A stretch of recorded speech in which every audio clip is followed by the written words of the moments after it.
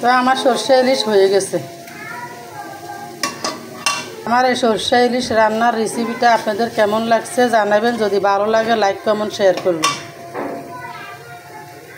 দেখেন আমার সরষে ইলিশ হয়ে গেছে, খুব সুন্দর রেসিপি হয়েছে। আমি এখন উঠে ফেলবো। পাতিল বড় তো, বড় পাতিল যে, সেই জন্য আমি এখন উঠে ফেলতেছি সব। আপনি চাইলে রেসিপিটা করতে পারেন। এই রেসিপিটা দিয়ে ভাত খাবেন, অনেক মজা হবে। এখানে হচ্ছে যে সরষে বাটা, শুকনো মরিচ বাটা, আর এখানে হচ্ছে যে ইলিশ মাছ ছোটো ছোটো করে কেটে নিলাম। তো আজকের রান্নাটা করে নিব। সিলিন্ডারে গ্যাস, লাইন গ্যাসে তো গ্যাস চলে গেছে, লাইন কেটে দিছে। এখন রান্না বাড়া শুরু করব।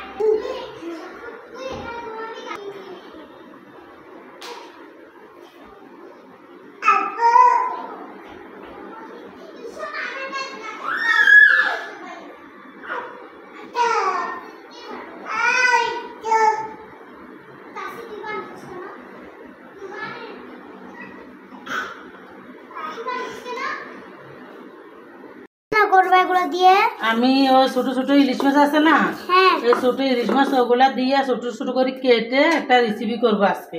আজকে সুন্দর একটা রেসিপি করব। আমি ভিডিও করলে নাকি আমার রেসিপি সুন্দর হয় না, আমার ভিডিও ভালো হয় না। সেই জন্য আমার ভাইয়েরা, বোনেরা, আপুরা আমার ভিডিও দেখে না, বুঝছো? সেই জন্য আজকে সুন্দর একটা রেসিপি করব। সেই জন্য সরষে ইলিশ বাটতেছি। আমাদের জন্য বানাবো না? বানাবো তোমাদের জন্য। শ্বশুর বাড়িতে বড় বউ কষ্ট পায় কেন জানেন? যখন ছোটো বউ আসে তখন বড় বউর অধিকার চলে যায়। ছোটো বউ অধিকার পায়, ছোটো বউ সব কিছু পায়, বড় বউ আর কিছু পায় না। বড় বউ অনেক কষ্ট পায় কেন জানেন? শুধু শাশুড়ির জন্য। শাশুড়ি দুই চোখে দেখে, তখন বড় বউর দেখে এক চোখে, ছোটো বউর দেখে আরেক চোখে। বড় বউর দেখে খারাপ নজরে, ছোটো বউর দেখে ভালো নজরে। তা আপনাদের শাশুড়ি বলতেছি, আপনারা ছোটো বড় দুনো বউরে ভালোবাসবেন এক সমান। দেখবেন সংসারে সুখী হবে, সংসারে কোনো সমস্যা হবে না। তো আমার সরষে ইলিশ হয়ে গেছে। আমার এই সরষে ইলিশ রান্নার রেসিপিটা আপনাদের কেমন লাগছে জানাবেন। যদি ভালো লাগে লাইক কমেন্ট শেয়ার করবেন। দেখেন আমার সরষে ইলিশ হয়ে গেছে, খুব সুন্দর রেসিপি হয়েছে। আমি এখন উঠে ফেলবো। পাতিল বড় তো, বড় পাতিল যে, সেই জন্য আমি এখন উঠে ফেলতেছি সব। আপনি চাইলে রেসিপিটা করতে পারেন। এই রেসিপিটা দিয়ে ভাত খাবেন, অনেক মজা হবে।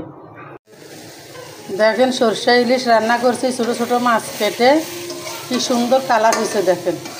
তা আমার এই রেসিপিটা আপনাদের কার কাছে কেমন লাগে জানাবেন, যদি ভালো লাগে।